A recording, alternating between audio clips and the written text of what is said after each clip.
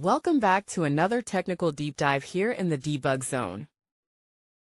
Today we're tackling a big question and breaking it down with insights from other users.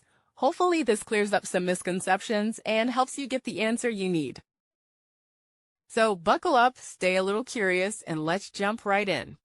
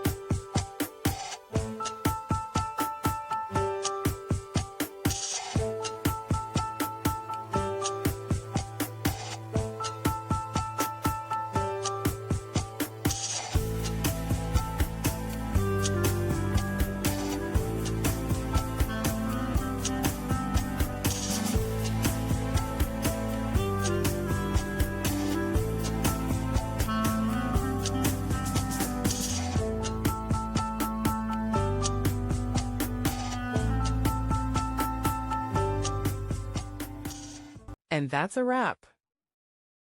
I hope you found the answer you were looking for.